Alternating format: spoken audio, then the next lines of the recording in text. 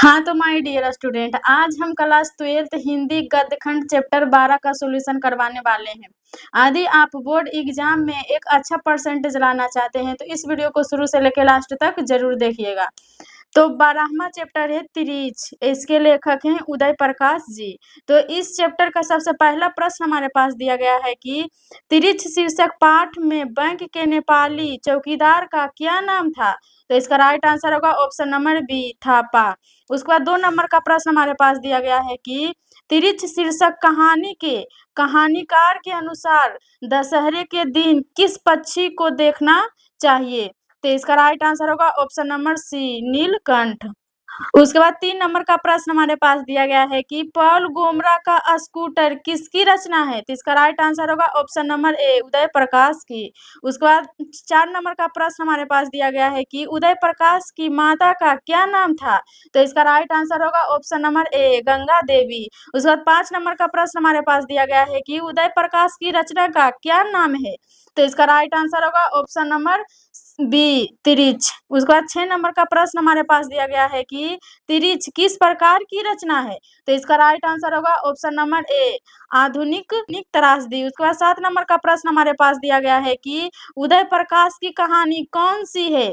तो इसका right answer होगा ऑप्शन नंबर बी, तिरिच। उसके बाद 8 नंबर का प्रश्न हमारे पास दिया गया है कि उदय प्रकाश ने किस विश्वविद्यालय से एमए किए। तो इसका राइट आंसर होगा ऑप्शन नंबर सी, सागर विश्वविद्यालय सागर से। उसके बाद 9 नंबर का प्रश्न हमारे पास दिया गया है कि उदय प्रकाश ने किस पत्रिका के संपादन विभाग में काम किया। तो इसका राइट आंसर होगा ऑप्शन नंबर ए, दिनमान।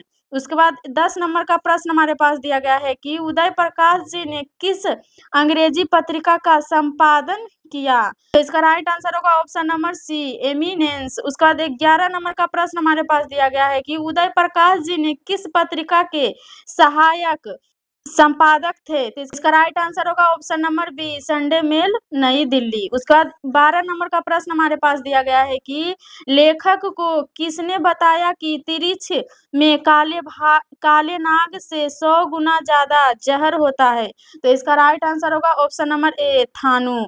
उसके बाद 13 नंबर का प्रश्न हमारे पास दिया गया है कि लेखक को किसने 300 की 3 नोट दिए। तो इसका राइट आंसर होगा option number D, doctor Pant ने। उसके बाद 14 नंबर का प्रश्न हमारे पास दिया गया है कि लेखक ने दुःस्वप्न के सबसे खतरनाक पात्र कौन थे।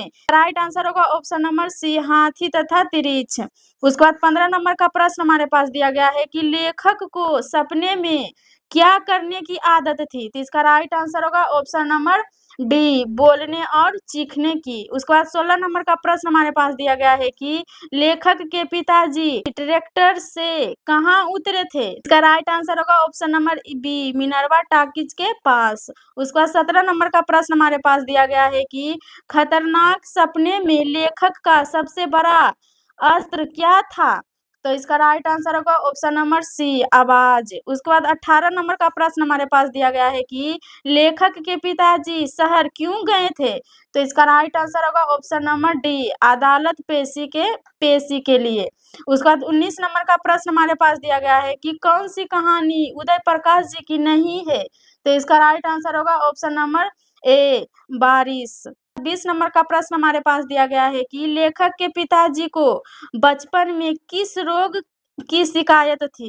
तो इसका राइट आंसर होगा ऑप्शन नंबर बी, एपेंडिसाइटिस। उसके बाद 21 नंबर का प्रश्न हमारे पास दिया गया है कि तिरिछ कहानी के पिताजी का क्या नाम था। इसका राइट आंसर होगा ऑप्शन नंबर बी, राम स्वरथ प्रसाद। 22 नंबर का प्रश्न हमारे पास दिया गया है कि तिरिछ शीर्षक पाठ में लेखक के पिताजी कितने साल के हैं। तो इसका राइट आंसर होगा ऑप्शन नंबर सी, 55 साल के। उसके बाद 23 नंबर का प्रश्न हमारे पास दिया गया है कि पंडित राम अवतार क्या थे। तो इसका राइट आंसर होगा ऑप्शन नंबर डी, ज्योतिषी और वैद्य। उसके बाद 24 नंबर का प्रश्न हमारे पास दिया गया है कि तिरिछ कहानी के कहानीकार हैं। तो इसका राइट आंसर होगा option number A, Uday Prakash. उसके बाद 25 नंबर का प्रश्न हमारे पास दिया गया है कि कौन सी कृति उदय प्रकाश की नहीं है। तो इसका राइट आंसर होगा ऑप्शन नंबर सी, टूटा हुआ पुल। उसके बाद 26 नंबर का प्रश्न हमारे पास दिया गया है कि तिरिछ कैसी कहानी है। तो इसका राइट आंसर होगा ऑप्शन नंबर डी, प्रतीकात्मक। 27 नंबर का प्रश्न हमारे पास दिया गया है कि पिताजी की मृत्यु कैसे होती है। राइट आंसर होगा ऑप्शन नंबर डी, मानसिक सदमे और अधिक रक्तस्राव से। उसके बाद 28 नंबर का प्रश्न हमारे पास दिया गया है कि उदय प्रकाश का जन्म हुआ था। तो इसका राइट आंसर होगा ऑप्शन नंबर ए, 1 जनवरी 1952 को। उसके बाद 29 नंबर का प्रश्न हमारे पास दिया गया है कि कौन सी कृति उदय प्रकाश की है। तो इसका राइट आंसर होगा ऑप्शन नंबर बी, दरियाई घोड़ा। उसके बाद 30 नंबर का प्रश्न हमारे पास दिया गया है कि तिरिच के लेखक हैं, यानी तिरिच के लेखक कौन है। तो इसका राइट आंसर होगा option number C, Uday Prakash. 31 number का प्रश्न हमारे पास दिया गया है कि तिरिच क्या होता है। तो इसका राइट आंसर होगा ऑप्शन नंबर डी, विष खापर। उसके बाद 32 नंबर का प्रश्न हमारे पास दिया गया है कि अरेबा परेबा उदय प्रकाश की कौन सी कृति है। तो इसका राइट आंसर होगा ऑप्शन नंबर बी, कहानी संग्रह। उसके बाद 33 नंबर का प्रश्न हमारे पास दिया गया है कि कहानीकार को सपने में बोलने और चीखने की आदत है, यह किसने बताया। राइट आंसर होगा ऑप्शन नंबर बी, कहानीकार की मां ने। उसके बाद 34 नंबर का प्रश्न हमारे पास दिया गया है कि तिरिच को कैसी कहानी माना जाता है। तो इसका राइट आंसर होगा ऑप्शन नंबर सी, जादुई अर्थार्थ की कहानी। उसके बाद 35 नंबर का प्रश्न हमारे पास दिया गया है कि तिरिच कहानी की केंद्रीय घटना का संबंध किससे है।